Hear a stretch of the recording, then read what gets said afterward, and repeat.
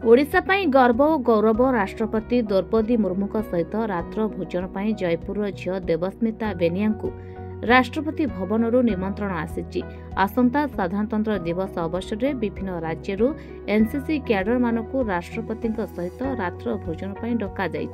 ओडिशारू जयपुर झील देवस्मिता बेनिया राष्ट्रपति भवन डाकरा आसी जहां नहीं देवस्मिता परिवार खुशी व्यक्त करछंती। मुझे देवस्मिता बेनिया माँ तो गर्व अनुभूत करते दूर जाइए मो झी एनसीसी तरफ बड़े सी एनसीसी परिवार को बहुत बहुत धन्यवाद दूची। बटालियन सार सीओ सार आमर एनसीसी मैम तरफ सपोर्टिंग बिना झील कर सपोर्टिंग तरफ एत दूर जाऊँगी आमर राष्ट्रपति भवन इनभाइटेसन आसी समस्त को बहुत बहुत धन्यवाद जनाऊँ। हाँ सपोर्ट तो पापा मामा आम फैमिली तरफ सपोर्ट करूँ मात्र तापाई सी एत दूर जाइए प्रॉब्लम भी होती मझे दिल्ली जाइला देह बहुत खराब होता आरडीसी कैंप तरफ बहुत प्रॉब्लम होती केते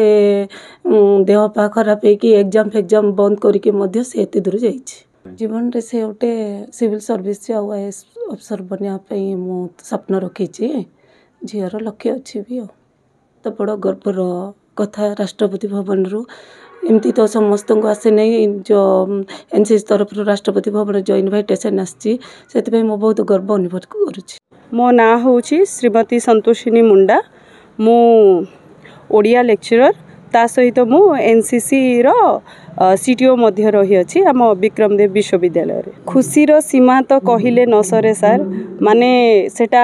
माने शब्द रे व्यक्त करी हेबो नाही से माने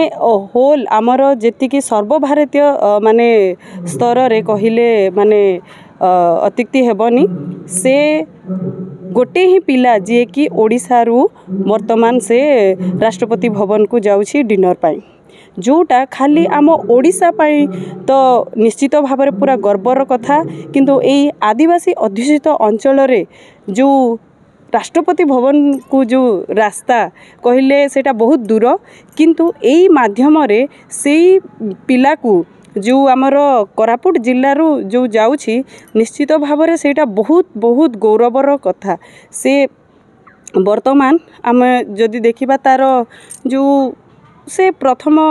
वर्ष जेते बेले आसीथिला से सेते बेलरू ही बहुत एक्टिवली से एनसीसी प्रति तार भल काम देखा जाइथिला से द्वितीय वर्ष रे आरडीसी पई से चेष्टा करिला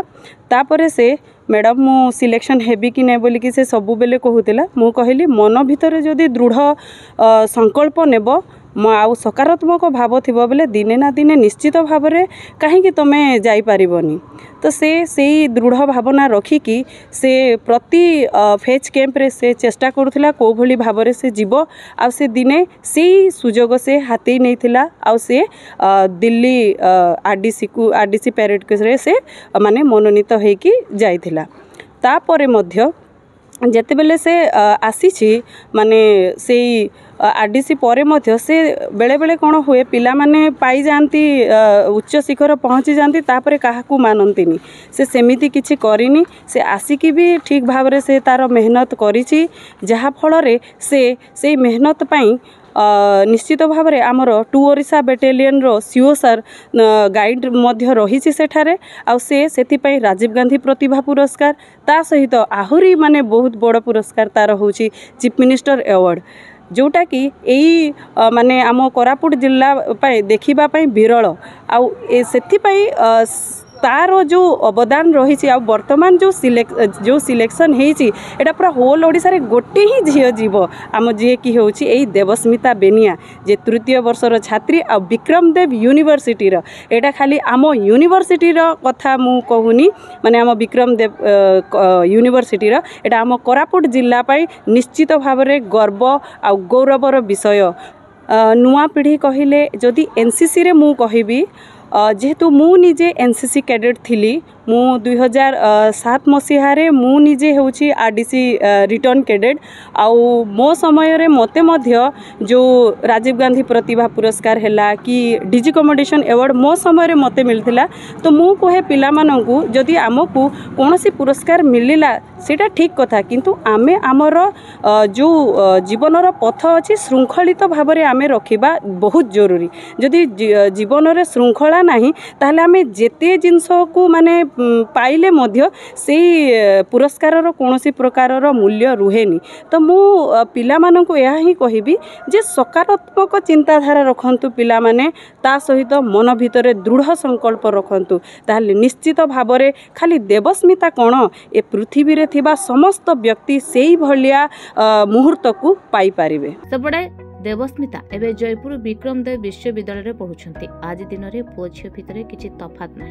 जड़े झील चाहिए सबकि संभव कर देखाई पारे मनोबल दृढ़ रखा सहित निज उपर आत्मविश्वास रखिले सबू संभवपर बोली देवस्मिता कहते से केबे भाभी नथिले राष्ट्रपति भवन रु निमंत्रण आसिबो। ए सफलता पई देवस्मिता एनसीसी कमांडेंट समेत निज परिवार को धन्यवाद जणाइछन्ति। जय हिंद मु senior officer Debasmita Benia Vikramdev university रो स्टूडेंट आउ two Odisha girls battalion Rayagada रो कैडेट सर एटा तो मो पे गोटे golden opportunity throughout the India सब स्टेट गोटे गोटे कैडेट को इनविटेशन आसी आउ मो पे एटा गोटे लकी कहबा मानिबा ठीक कि मु मते इनविटेशन आसी तो मो एटा तो बहुत खुशी एटा मोर फाइनल ईयर एनसीसी रे एनसीसी 3 वर्ष था एटा मो फाइनल ईयर आउ ए सबू नॉमिनेशन टा आम बैटालियन रु commanding officer lieutenant colonel Rakesh Chandra Bhardwaj sir देइथिले आउ फॉर्चुनेटली मो ना सिलेक्ट हो जाइछि आउ जहाँ भी आज मुझे जदि अच्छी तो पूरा रीजन आउ जतकी भी तांकर सपोर्ट अच्छी सबू सीओ सर को सबुठ फर्स्ट तो मो पेरेंट्स को थैंक यू कहबी कि जमती भी सिचुएशन थिला मो एग्जाम्स भी मिस करछि तो तांगे मते सबुदिन सबुबले सपोर्ट करथिले सेम तापरे ऑब्वियसली मो बैटालियन रो सीओ सर फिर आम एनसीसी मैम ये मानकर मोटिवेशन बिना और सपोर्ट बिना ये सब किसी हो पार न बहुत प्राउड फील होची 2024 में आरडीसी कंप्लीट करथिली किंतु एटा तो ताठू बड़ अपॉर्चुनिटी बड़ प्लेटफॉर्म मते मिले बहुत खुशी लगुच सर आउ मु एमिति मो आसीबा नेक्स्ट जनरेशन को भी कहूची कि